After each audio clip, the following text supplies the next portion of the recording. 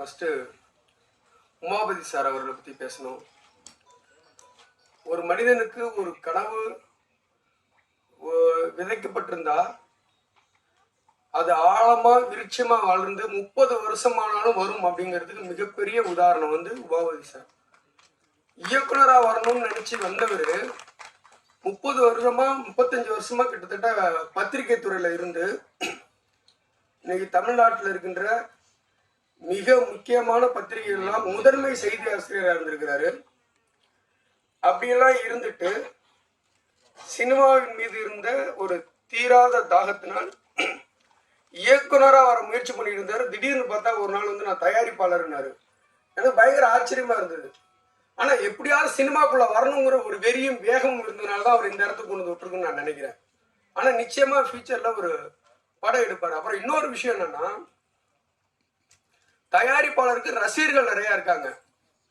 இவருடைய அந்த ஃப்ரண்ட் லைனுக்கு நானே கிட்டத்தட்ட ஒரு 10-15 பேர் எனக்கு ஃபோன் பண்ணி உங்க நண்பரான்னு கேட்டு நான் நிறைய அவருக்கு அனுப்பி விட்டுருக்கிறேன். அவங்களுக்கெல்லாம் நான் சப்ஸ்கிரைப் பண்ணியிருக்கிறேங்க, நிறைய பார்த்துக்கிறேங்க. டே டு டே லைஃப்ல அவருக்கு எனக்கே பல சமயங்கள் ஆச்சரியமா இருக்கும். என்னன்னு கேட்டா, நமக்கு உள்ளூர் நடக்கிற விஷயமே சரியா தெரியறது கிடையாது. பல பேருக்கு அப்படிதான் இருக்கிறோம் நம்ம. ஆனா உலக அரசியல், அப்புறம் உலக அரசியலை நுணுக்கமா புரிஞ்சுக்கிட்டு அதை பேசுறதுங்கிறது சாதாரண அறிவு கிடையாது. நிச்சயமா அதுக்கு நீங்க இன்னைக்கு படிச்சா மட்டும் போதாது. கிட்டத்தட்ட இவர் வருடக்கணக்கா அதுக்குள்ள இருந்ததுனால இப்ப அமெரிக்காவில் ஒரு விஷயம் ட்ரம்ப் ஒன்று செய்யறாரு அப்படின்னா அது இந்தியாவில் என்ன பாதிக்குங்கிறத இவர் பேசுறாருன்னா 10 வருடங்களுக்கு முன்னாடி எங்கேயோ படிச்சதை எல்லாமே சேர்ந்து ஒரு செய்தி அவருக்கு வருது. மிகச்சிறந்த திறமைசாலி. அப்புறம் இன்னொன்று என்னன்னு கேட்டீங்கன்னா, இன்றைய பொறுத்த வரைக்கும் என்னன்னா, கிட்டத்தட்ட 2014 இருந்து இதை நான் அரசியலா பேசல, இயல்பாவே சொல்றேன். மீடியாக்கள் தான் ஒரு ஆட்சியை தீர்மானிக்கிறது. நீங்க நிச்சயமா இன்றைய தேதியில ஒரு மனுஷன் 24 மணி நேரம் யோக்கியனா இருக்க முடியல. ஒருத்தவன் நல்லவன் சொன்னாலே அதுக்கு பயங்கரமா பேர். அவர் அந்த காலத்துல என்ன பண்ணார் தெரியுமா, இந்த காலத்துல தப்பா நிறைய செய்திகள், எல்லா செய்திகளுக்கும் பின்னாடி ஒரு அரசியல் இருக்கு. ஆனா அந்த அரசியல் உள்ளுக்குள்ள என்ன அரசியல் இருக்குங்கிறத இவருடைய ஒவ்வொரு செய்தியிலையும் நான் பார்ப்பேன். ஒரு சமூகத்துல ஒரு விஷயம் செய்தியா நம்ம படிப்போம், இது உண்மை கிடையாது, இதுக்கு பின்னாடி என்ன இருக்கு தெரியுமா அப்படின்னு இவர் ஒரு விஷயம் சொல்றாரு. ரொம்ப கரெக்டா இருக்கும். அப்புறம் எல்லா செய்தி ஊடகங்கள், இன்னைக்கு வெகுஜன ஊடகங்கள் அத்தனைக்கு பின்னாலும் ஒரு அரசியல் கட்சி இருக்கு. இவர்களை போன்ற ஜீவா டுடே, இவரா இருக்கும், தமிழ் கல்வியா இருக்கும், இவங்களும் அரசியல் இருந்து, அதாவது சில இடங்கள பிரச்சனைக்குரியதா மாறி உங்களோட செய்திகளை நேர்மையா சொல்ல முடியாதனால கூட வெளியில இவங்க ஒரு யூடியூப் சேனல் ஆரம்பிச்சு அதை சக்சஸ்ஃபுல்லா இயங்கிட்டு இருக்காங்க. இவர்களை போன்றவர்களால தான் இன்னைக்கு உண்மை இந்த நாட்டுக்கு தெரிய வருதுன்னு நான் நம்புறேன். தொடர்ச்சியா அது நடக்கும்னு நினைக்கிறேன். அதே மாதிரி இன்னொரு விஷயம், என்கிட்ட இன்னைக்கு ஒரு நண்பர் எனக்கு ஃபோன் பண்ணாரு.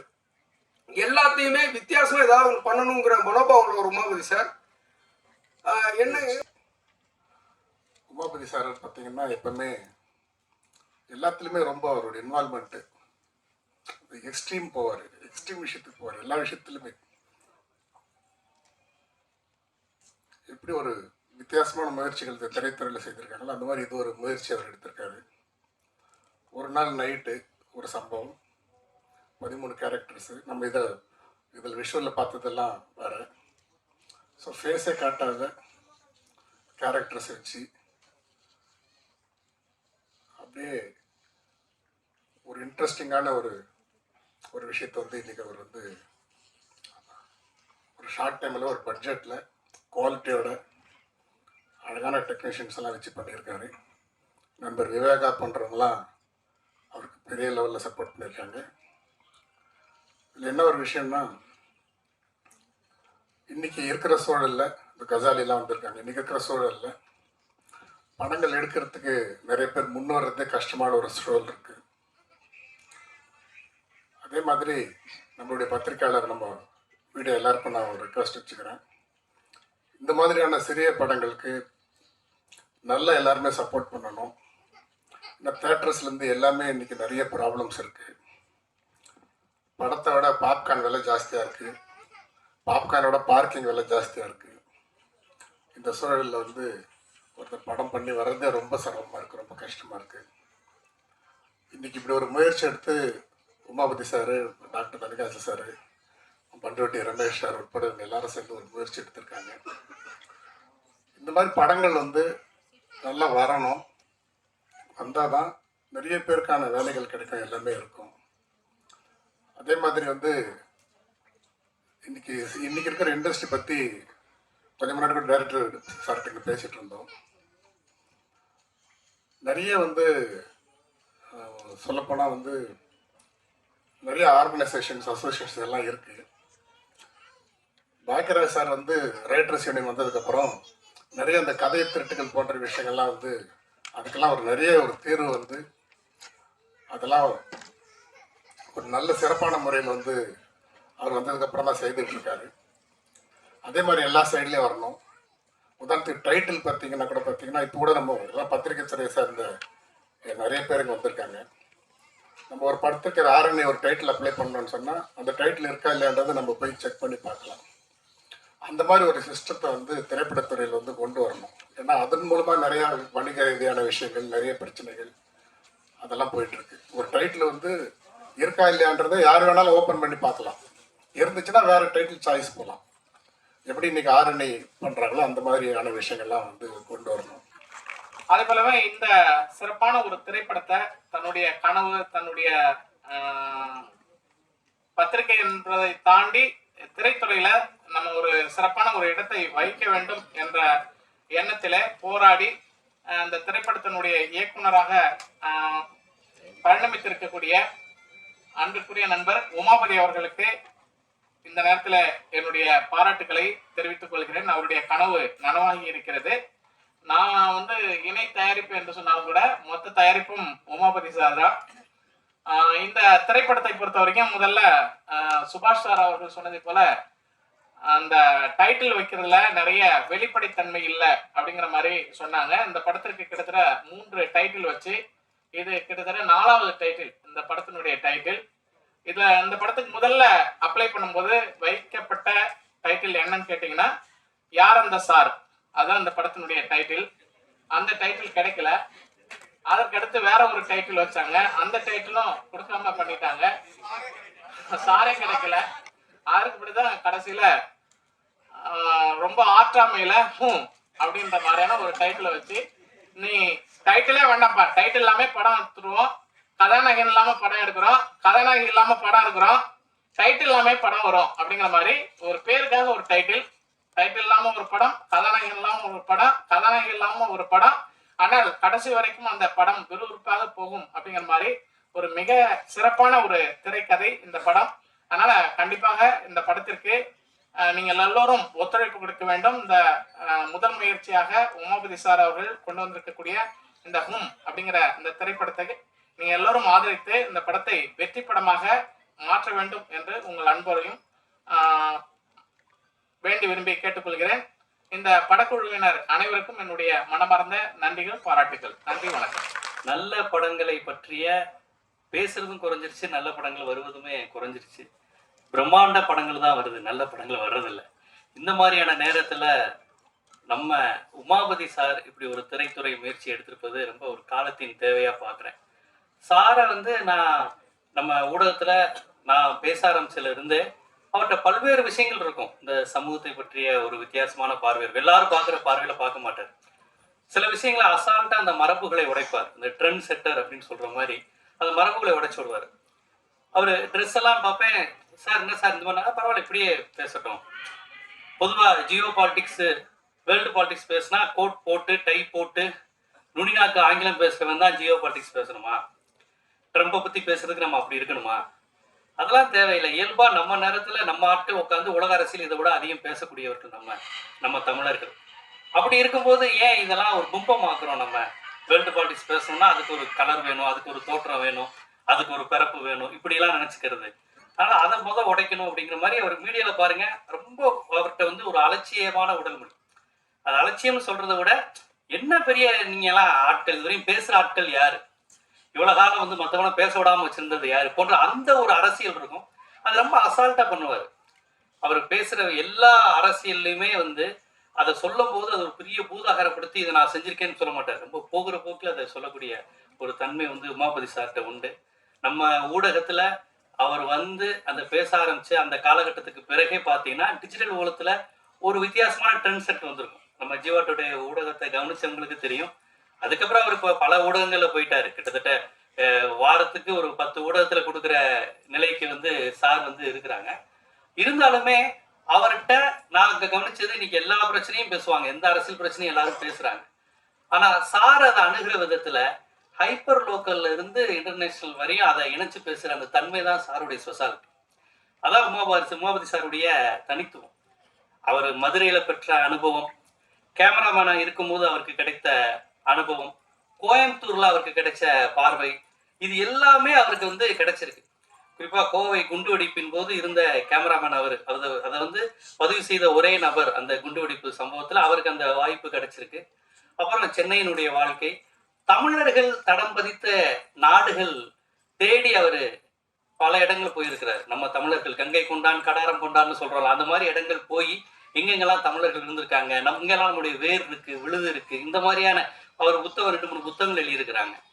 இந்த மாதிரியான அவர் வந்து அதான் சொல்றேனே, அவர் வந்து இந்த பன்முகத்தன்மை உண்டு. ஒரு பகுப்பாய்வாளர், ஒரு பத்திரிகையாளர், ஒரு ஊடகவியலாளருக்கு என்னென்ன மாதிரியான குணங்கள் வேணும், கூறுகள் இருக்கணுங்கிறதுக்கு உமாபதி சார் வந்து இன்றைய இளம் தலைமுறைக்கு வந்து ஒரு முன்னுதாரணம். அது பெரிய விஷயம். இவ்வளவு நாலேஜ் உள்ள ஒருவர், இவ்வளவு அனுபவங்கள் பெற்ற ஒரு ஆளுமை திரைத்துறைக்கு நுழைவது, இயக்குனராக இருப்பது, தயாரிப்பாளராக இருப்பது தமிழ் சினிமாவுக்கு நல்லது. ஏன்னா இன்னைக்கு வந்து அந்த மாதிரி படைப்பாளிகள் வருவதில்லை. ரொம்ப வேதனையா இருக்கு. இந்த சாதி அமைப்பை பற்றியோ, குடும்ப அமைப்பு பற்றியோ, ஆணாதிக்கத்தை பற்றியோ உனக்கு ஏதாவது தெரிஞ்சிருந்தா தானே அதை பத்தி பாசிட்டிவாவோ நெகட்டிவாவோ படம் எடுப்பேன். இன்னைக்கு அது எதுவுமே தெரியாம தானே படம் எடுக்கிறேன். கொரியன் படத்தை பார்த்துட்டும் அமெரிக்கன் படத்தை பார்த்தும் டெக்னாலஜிங்கிற கான்செப்ட்ல தான் எடுக்கிறதுனாலதான் பிரம்மாண்டமான படங்கள் விழுந்துருது. பார்க்கிறவனுக்கும் அரசியல் உணர்வு இல்லை, சமூக உணர்வு இல்லை, எடுக்கிறவனுக்கும் இல்லைன்னா என்ன ஆகும்? நம்ம சமூகம் என்ன ஆகும்? திரைப்படங்கள் இப்படியே போய்கிட்டு இருந்தா. இந்த நிலையில் உமாபதி சார் மாதிரி நம்ம மண் சார்ந்து எடுக்கக்கூடியவர், உலக அரசியல் பார்வை உடையவர், சமூகத்தின் மீது அக்கறை கொண்ட இவரை போன்ற ஆளுமைகள் திரைப்படம் எடுப்பதை நான் உண்மையில் வரவேற்க தகுந்த விஷயமா பார்க்கிறேன். அவருடைய வெற்றியை என்னுடைய வெற்றியா நான் மனசார நினைக்கிறேன். இது நம்முடைய வெற்றி, தமிழ் சமூகத்தின் வெற்றியா பார்க்கிறேன். இந்திய திரைக்கதை உலகின் மன்னன், தமிழ் திரைப்பட வரலாற்றின் மிக முக்கிய ஆளுமைகளை நீங்கள் பட்டியலிட்டால் நிச்சயமாக அதில் நம்முடைய கே. பாக்கியராஜ் அவர்களை தவிர்த்துவிட்டு பட்டியலிடவே முடியாது. அவர் இந்த மேடையில் இருக்கின்ற பொழுது அவரை நான் முதலில் அவருக்கு என்னுடைய வணக்கத்தை சொல்லி தொடங்குறது தான் மரியாதையா இருக்கும். ஸோ பாக்கியராஜ் சார் அவர்களுக்கும், மேடையில் இருக்கக்கூடிய அத்துணை ஆளுமைகளுக்கும், மேடையின் முன்னால் அமர்ந்திருக்கக்கூடிய தோழர்கள், குறிப்பாக ஊடகத்துறை நண்பர்கள், யூடியூப் நண்பர்கள் அனைவருக்கும் என்னுடைய இனிய மாலை வணக்கம். ஸோ உமாபதி சாரை பற்றி எல்லாரும் பேசினாங்க. எம்ஜிஆருக்கு அப்புறம் தொப்பியால பிரபலமானவர்கள் அவரும் ஒருத்தர் நினைக்கிறேன். ஸோ வந்து எங்கள் ஆஃபீஸில், சாரி சார் ரொம்ப கடைக்கிற சொல்கிறேன், எங்கள் ஆஃபீஸில் எங்கள் ஸ்டாஃப் வந்து டக்குனு உங்கள் பேரை மாற்றினா, சார் அந்த தொப்பிக்காரரை கொடுங்க சார், அவர் தான் இதை சூப்பராக பேசுவாங்க சார் அப்படிம்பாங்க. ஸோ அந்த அளவிற்கு பலவற்றையும் பேசக்கூடியவர். ஸோ இன்றைக்கு அவர் தயாரிப்பாளராக அவதாரம் எடுத்திருப்பது அப்படிங்கிறது எங்களுக்கு ரொம்ப மகிழ்ச்சி. ஏன்னா நாங்களே அந்த இடத்துல நிற்கிற மாதிரி ஒரு சக ஊடகவியலாளனாக நான் ஒவ்வொருத்தரும் வெற்றி பெற்ற மாதிரி எங்களுக்கு ஒரு மகிழ்ச்சி. அதே மாதிரி நண்பர் இயக்குனர் கிருஷ்ணவேல் அவர்கள் ஸோ கருஞ்சட்டையோடு வந்திருக்கிறார். நான் அதுக்குள்ளே அப்புறமா வர்றேன். அதுக்கு முன்பாக நான் 2 பேரை பாராட்டணும்னா கதாநாயகனையும் கதாநாயகியும். நீங்க ஒரு படத்துல கதாநாயகனும் கதாநாயகியும் சம்பளம் ஊதியத்தை எல்லாம் தாண்டி அவங்க விரும்புவது அவர்களுக்கான வெளிச்சம், அவர்களுக்கான அடையாளம், அவர்களுக்கான கைத்தட்டு, அவங்க முகம் வெளியில தெரியணும். அதையே மறைச்சு வச்சிருக்காங்க அப்படின்னு சொன்னா அதற்கு அவர்கள் சம்மதித்திருக்கிறார்கள்வா? உள்ளபடி அந்த மனசுக்கு, சகோதரனுக்கும் சகோதரிக்கும் என்னுடைய உளப்பூர்வமான பாராட்டுகள். உண்மையிலே அதுக்கு பெரிய மனசு வேணுங்க. அடையாளம் நீங்க வந்து இப்ப எங்களை டிவியில கூப்பிடுறாங்க, மாஸ்க் போட்டுட்டே பேசுங்க சார்னா யார் போவா? எங்க வர்றதே அதுக்கு இப்ப யதார்த்தம் தான், நம்ம முகம் தெரியணும். ஸோ அதை நீங்க வந்து அந்த பண்ணிருக்கிறீங்க. நான் இந்த படத்தோட ட்ரெய்லர்ல பார்க்கின்ற பொழுது ஒன்ன புரிஞ்சுக்கிட்டேன். நோ மீன்ஸ் நோ அப்படின்னு முன்னாடி ஒன்று சொன்னாங்க. அதுதான் படத்துடைய கிட்டப்பட்ட கதையா இருக்கும் நான் யூகிக்கிறேன். நீங்க தமிழ் ஊடகத்தில் முன்னாடிலாம் ஒரு வார்த்தை வரும், இளம்பெண் கற்பழிப்பு அப்படின்னு ஒரு வார்த்தை வரும். அது எப்படி அழிப்பீங்க? நீங்க யோசிச்சு பாருங்க. ஒரு ஆணினுடைய அயோக்கியத்தனம், ஒரு ஆணினுடைய வக்கிரம், ஒரு ஆணினுடைய பாலியல் வக்கிரத்திற்கு அவன் வல்லுறவு செய்யறான் ஒரு பொண்ணை. ஆனா அங்க கற்பிழந்தவனாக யார பத்திரிகைகள் சித்தரித்தன அப்படின்னா ஒரு பொண்ணை தான் வந்து இவன் பண்ண அக்கிரமத்துக்கு ஒரு பொண்ணு கற்பிழந்தவள். இதை வந்து பெரியாரிய சிந்தனையாளர்கள் தொடர்ந்து கேள்வி எழுப்பினோம். அது எப்படி ஒரு ஆணோட அயோக்கியத்தனத்துக்கு அவளை கற்பிழந்தவளாக நீ சொல்லலாம்? அந்த வார்த்தையை முதல்ல மாத்தணும் என்று சொல்லுகின்ற பொழுது இன்றைக்கு தமிழ் ஊடகங்கள் அனைத்தும் பாலியல் வல்லுறவு என்ற வார்த்தையை பயன்படுத்த தொடங்கி இருக்கிறார்கள் என்று சொன்னால் இது தமிழ்நாட்டிற்கும் தமிழ் சமூகத்திற்கும் பெரியாரிய பார்க்கும் கிடைத்த வெற்றி. அதைத்தான் அந்த படம் பேசுவதாக நான் நினைக்கிறேன். ஒரு பொண்ணு காதலிக்கின்ற பொழுது அவள் அவருடைய காதலனோடு அவள் தனிமையில் இருக்கிறாள். அதன் பிறகு அவள் காதலன் மிரட்டுறதாகத்தான் அந்த ட்ரெய்லர், அந்த பாடல் எனக்கு புரிகிறது. ஸோ அதுவே கற்பு, அது எப்படி துரோகமா மாறும், அது எப்படி கற்பிழந்ததாக மாறும் என்று கேட்கக்கூடிய அந்த கதை அப்படிங்கிறது. ஸோ அது கருஞ்சட்டையினுடைய சிந்தனை, அதை வெளிப்படுத்தியிருக்கிறார்கள் அப்படிங்கிறது எனக்கு மகிழ்ச்சி. அழைத்த தோழர் கிருஷ்ணவேல் அவர்களுக்கும் அண்ணன் உமாபதி அவர்களுக்கும் நன்றியை தெரிவிச்சுக்கிறேன். பாக்யராஜ் சார் வந்திருக்காங்க, விவாகா சார் வந்திருக்காங்க, இன்னும் பல பேர் வந்திருக்கீங்க. எல்லாருக்கும் என்னுடைய நன்றியும் வணக்கத்தையும் தெரிவித்துக் கொள்கிறேன். இந்த படம் அநேகமா கொரோனா சமயத்துல எழுதப்பட்டதுன்னு நினைக்கிறேன். எனக்கு தெரிஞ்சு அது எப்போ ஷூட் பண்ண ஆரம்பிச்சாங்கன்னு தெரியல. கொரோனா சமயத்துல நம்ம இந்த சமூக இடைவெளியை கடைபிடிச்சோம். இப்போ ஒரு படம் ஷூட் பண்ணா இப்படி இருக்கும் அப்படின்னு அவர் யோசிச்சு அந்த கான்செப்ட்ல அந்த கண்டென்ட்ல எழுதுனதப்ப அப்புறம் திரும்ப எப்போ முடிச்சாங்க, எப்போ ஷூட் பண்ணாங்க அப்படிங்கிற விவரம் எனக்கு தெரியல. ஸோ அப்போ கொரோனா சமயத்துல ஆரம்பிக்கப்பட்ட ஒரு படம் இன்னைக்கு திரைக்கு வர்றதுக்கு தயாராக ஆகியிருக்கிறது. இதே கொரோனா சமயத்துல இன்னொருவரும் ஒரு படம் எடுத்தாரு. அவரு இன்னைக்கு இந்த பூமியில இல்லை, நம்ம எல்லாம் மறந்துருப்போம்னு நினைக்கிறேன். சின்ன ஒரு நினைவூட்டல் தான். அவர் எடுத்த படம் இந்த சமூகத்துல என்ன விளைவை ஏற்படுத்துச்சுன்னா, இந்த அரசாங்கம் என்னென்ன அயோக்கியத்தனங்களை செய்து கொண்டிருக்கிறது, என்னென்ன அக்கிரமங்களை செய்து கொண்டிருக்கிறது, என்னென்ன பொய்களை, வதந்திகளை, அவதூறுகளை இந்த மீடியாக்கள் மூலமாக பரப்பி கொண்டிருக்கிறது அப்படிங்கிறத ஒரே ஒரு போட்டோவை எடுத்து ஒட்டுமொத்த சமூகத்தையும் புரட்டி போட்ட ஒருவர். அதுவும் இந்த கொரோனா சமயத்தில் எடுக்கப்பட்ட ஒரு படம் தான். அவர் பேரு டானிஷ் சித்திக், ஒரு போட்டோகிராஃபர். ஸோ அவர் திரும்ப மர்மமான முறையில் அவருடைய இறப்பு நடந்துச்சு, நம்ம எல்லாருக்குமே தெரியும். அவர் கிராஸ் ஃபயரில் அவர் கொல்லப்பட்டார், இறந்து போனார் அப்படிங்கிற தகவல் தான் வந்துச்சு.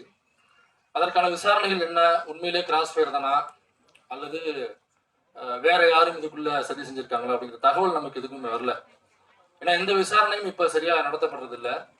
நமக்கே தெரியும், ஃப்ளைட் கிராஷ் ஆனிச்சு, 241 பேர் நினைக்கிறேன் இல்லைங்களா, ஒரே ஒருத்தர் மட்டும் தான் தப்பிச்சிருக்காரு. 241 பேர் ஒரே ஒரு ஃப்ளைட் கிராஷ்ல இருந்திருக்காங்க. எனக்கு தெரிஞ்சு ஒட்டுமொத்த இந்தியாவிலுமே இதுதான் மிகப்பெரிய ஒரு மாசான ஒரு சம்பவம் நினைக்கிறேன். இவ்வளவு எண்ணிக்கையில ஒரே ஒரு ஆக்சிடென்ட்ல இவ்வளவு இறப்புகள் அப்படிங்கிறது. 241 பேர் ஒரே ஒரு இந்த ஃப்ளைட் கிராஷ்ல இறந்து போயிருக்காங்கனாக்கா, இதுல அதுக்கு முன்னாடி சில வீடியோக்கள் வேற வைரல் ஆச்சு. சரியா உள்ள இந்த ஏசி ஒர்க் ஆகல, தொழில்நுட்ப கோளாறுகள் அதிகமா இருக்கு அப்படின்னு சொல்லிட்டு உள்ள இருந்து வீடியோ ஜஸ்ட் பிஃபோர் ஒருத்தர் அங்க வீடியோ போஸ்ட் பண்ணது நமக்கு வந்துச்சு. இப்படி உள்ள உண்மையிலேயே அது விபத்து தானா அல்லது இதுல வேற எதுவும் சதிகள் இருக்கா அப்படிங்கிற இந்த விசாரணை சரியாக போகுமா அப்படிங்கிறது நமக்கு தெரியாது. இப்படி பல சம்பவங்கள் நடந்துட்டு இருக்கு. ஆனா இதை யாருமே கேள்வி எழுப்ப மாட்டாங்க. நல்லா நடிக்கிறாங்க அப்படின்னாக்கா திரும்ப திரும்ப நிறைய வாய்ப்புகள் கொடுக்கலாம், அதிகமான சம்பளங்கள் அவங்க பெறலாம். அதை தாண்டி நல்லா நடிக்கிறாங்க அப்படிங்கிறதுக்காக நாட்டை தூக்கி கையில கொடுக்க முடியாதுல்ல. ஸோ அப்படி நாட்டை ஆள வேண்டும் அப்படின்னு ஆசைப்படுறாங்கனாக்கா இதெல்லாம் அவங்க கேள்வி கேட்கணும். இதெல்லாம் கேள்வி கேட்காம நான் நல்லா டான்ஸ் ஆடுவேன், நான் நல்லா நடிப்பேன், அதனால நாட்டை என் கையில கொடுங்க அப்படின்னா பாக்யராஜ் சார் எப்போவும் சிஎம் ஆயிருப்பார்ல இல்லைங்களா?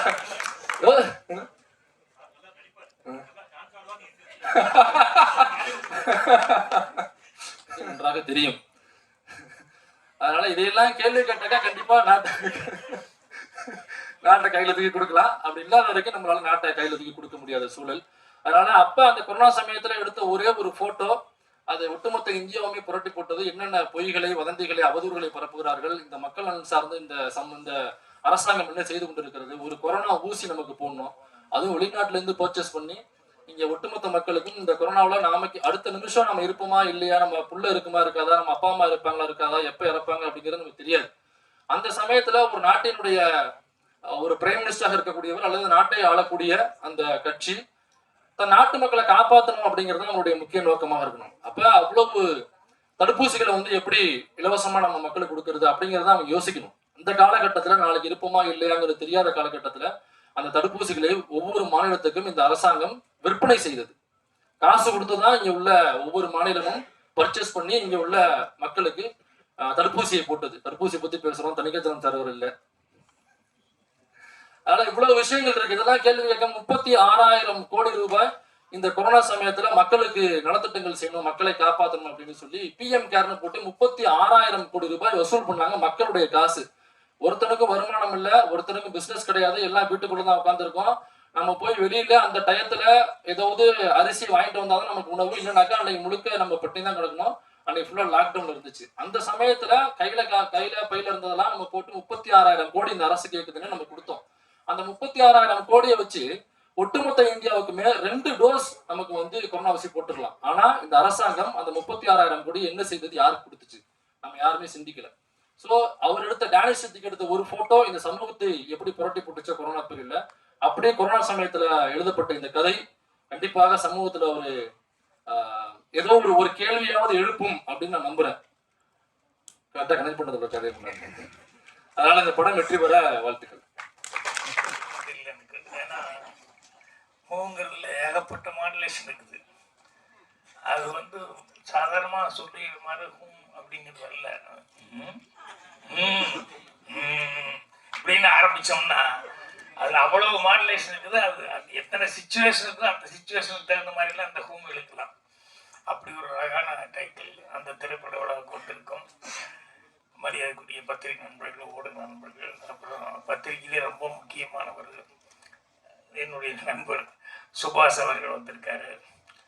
அவர் உட்பட அனைவருக்கும் என்னுடைய பணிவான வணக்கம். அதே மாதிரி தயாரிப்பாளர் உமாபதியிலிருந்து டைரக்டர் கிருஷ்ணாவிலிருந்து அந்த டெக்னீஷியன்ஸ் எல்லாத்துக்கும் என்னுடைய பணிவான வணக்கம். வாழ்த்த வந்திருக்கும் உங்களுக்கும், என்னை ஏறக்கூடிய எல்லாருமே பத்திரிகையாளர்கள் எல்லாத்துக்கும் என்னுடைய பணிவான வணக்கம் தெரிவிச்சுக்கிறேன். வழக்கமாக எந்த ஃபங்க்ஷன் இருந்தாலும் இந்த மாதிரி ஆடியோ ஃபங்க்ஷனில் நான் பொறுமையாக எல்லாரும் பேசுறதுலாம் கேட்டு கடைசியாக தான் நான் பேசுவேன். அப்படித்தான் வருவேன், எந்த வேலையும் வச்சுக்க மாட்டேன். இன்னைக்கு குடும்பத்தில் ஒரு நிகழ்வு அது போகலைன்னா பெரிய தகராறாகி போகும். அதனால பேர குழந்தைய வச்சுட்டு எல்லாம் ஹோட்டலில் உட்காந்துருக்காங்க. புறப்படும் போது சொல்லிட்டாங்க 7:30 புறப்பட்டு வந்துருங்கன்னு.